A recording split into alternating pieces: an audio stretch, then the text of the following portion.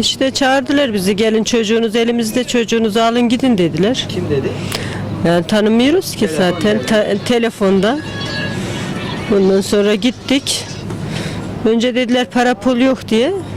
Ondan sonra Allah razı olsun böyle insanlar da varmış dünyada şey ettik. Ondan eşimi aldılar Kuzey Irak'a sınıra götürdüler. Irak'a değil de sınıra götürdüler. Orada biraz beklemişler.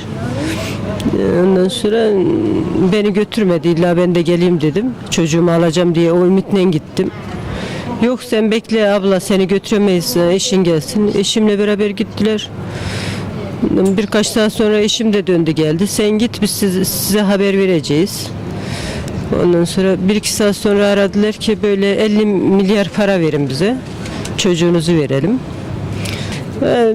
Biz zaten yıkılmışız. İkinci kez yıkılırlar, üçüncü kez yıkılırlar.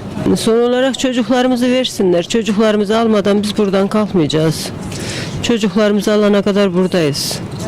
Bayram dedik, çocuklar gelmedi. Şimdi seçim diyoruz. İnşallah seçime gelir. Gelmese de bir daha bayrama da buradayız.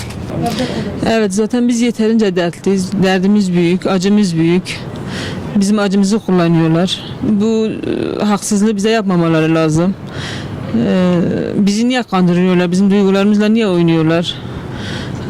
Allah hakkımızı bırakmasın onlara diyoruz. Niye bize ümit veriyorlar, sonra da bizi dolandırmaya çalışıyorlar? Bizim bedduamızı almasınlar. Bizim bedduamızı almasınlar. Biz zaten yeterince acılıyız. Biz yeterince gözyaşı döküyoruz. Bir de onlar dökmesin. Bizim hayatımızı karartmasınlar. Ne istiyorlar bizden? Biz evlatlarımızı istiyoruz. Sadece biz evlatlarımızı istiyoruz. Niye bizi kandırıyorlar? Niye bizim duygularımızla oynuyorlar?